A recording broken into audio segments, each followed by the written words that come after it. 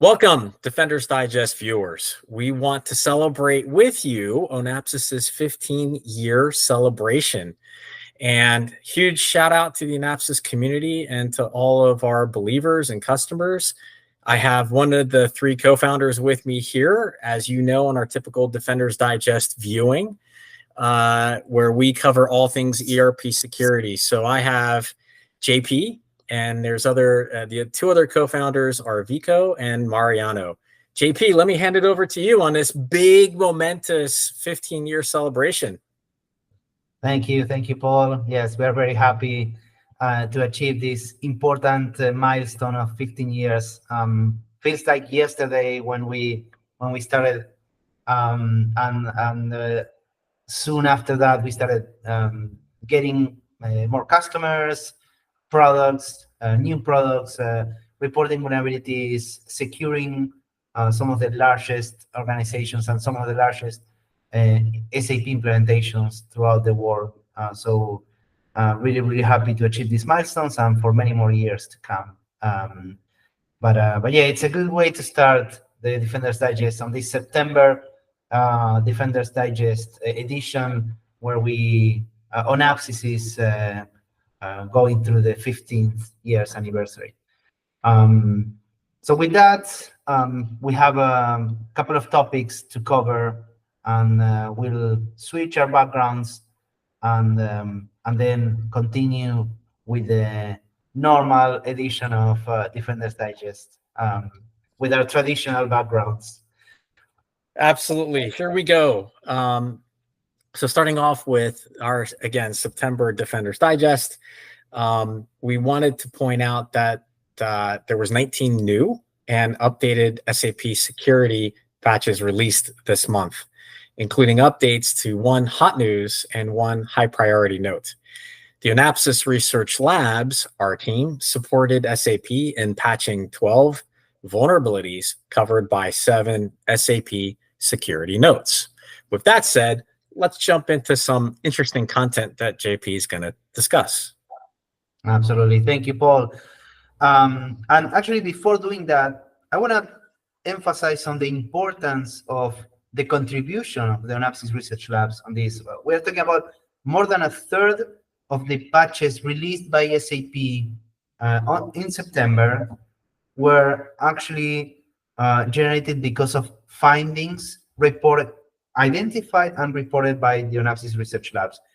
And more than 12 vulnerabilities with different degrees of criticality and on different components of SAP applications are now more secure with less vulnerabilities, and we continue to strengthen the security of these applications, right? So I think it's very important to emphasize that it's a significant contribution that every month this team is providing to the overall SAP community.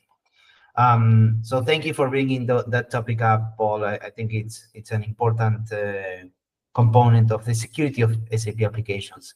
And as you know, the team is contributing with a number of different things and assets. One of them are the blog posts, right? The team is always researching and analyzing different type of weaknesses and vulnerabilities. Well, there are blog posts that the team is writing periodically and providing to the community. In this case, I wanted to highlight 2 of the most recent ones. One of them covering the hash cracking process of SAP hashes. As you know, passwords are typically stored on the database on SAP applications, specifically talking about SAP ABAP-based applications like S4HANA, the SAP ERP, or anything on top of SAP NetWeaver ABAP. The passwords of the users, when you're not using something like single sign-on or external authentication, are stored as hashes on the database on specific table that is holding information about the users, but also the passwords, right? USR02, that's a table.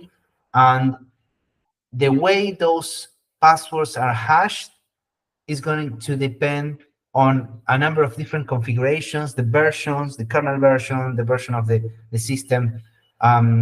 You can maintain for compatibility purposes old hashes, or you can stick to newer, more secure, salted, randomly salted password hashes. So there are different alternatives. All of these are covered in this blog post. I encourage you to go to the Onapsis site /blog, and you will see all the most recent ones, including the hash cracking.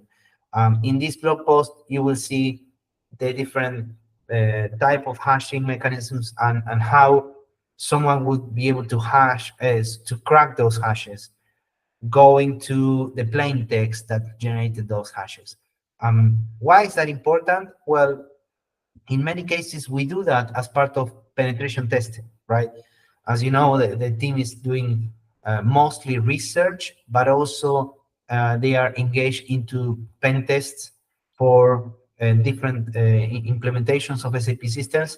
And as part of that pen test, in many cases, the team is able to compromise one system and then perform hash cracking, move laterally to another system, and extend, depending on the vulnerabilities that are being detected and the potential for lateral movement, this hash cracking mechanism is used. And as part of that, we can identify improvement opportunities for the security of those systems, right? Weak hashes, weak passwords, shared credentials. There are a number of different potential weaknesses that we can identify. But all in all, it's important to understand this type of potential weaknesses on how you configure the system that could affect if this is configured in a, let's say, non-critical system, for example, a development system, it could be used to compromise up the change or up the stack, ultimately, potentially a productive system. So again, go ahead and take a look at that blog post. It has a lot of very interesting information by Ignacio Fabro, was recently published by Onapsis. And the other blog that I wanted to highlight is a more recent one, was published beginning of September, and it's talking about a specific authorization that is called SICF. This authorization is very important to secure RFC communications. So in this blog post, Fabian Hag, who is the author of this, is highlighting all the details that are important to pay attention to, the different fields of the ICF authorization, and then in which scenarios you should be using and what you are protecting against. So it's a very extensive and very detailed blog post about a very important authorization object.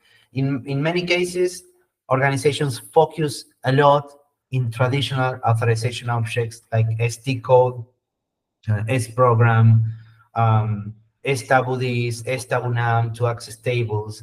But there are other, maybe a little bit more technical authorization objects that should also be part of these security projects and securing,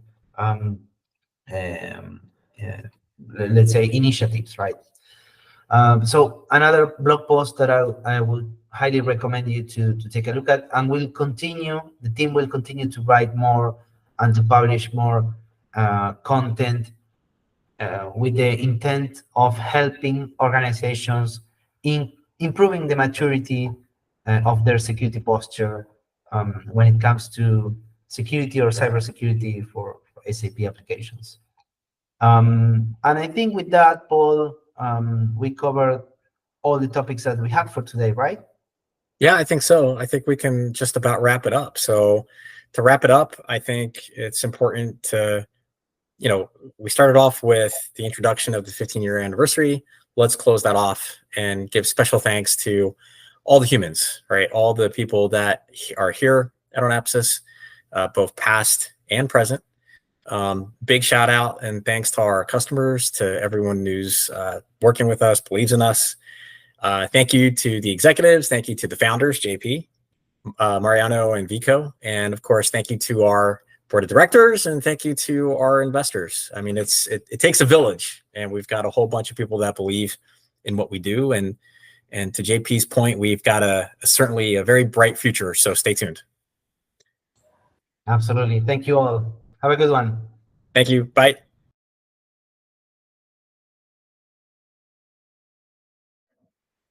Hello, Defenders Digest viewers. I'm not up on the screen because we want to celebrate Onapsis's 15th year anniversary celebration.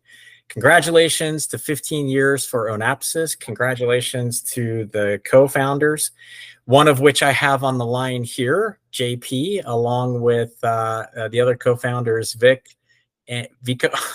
That's a blooper. Let's start over. All right. Take two. Being sick. All right.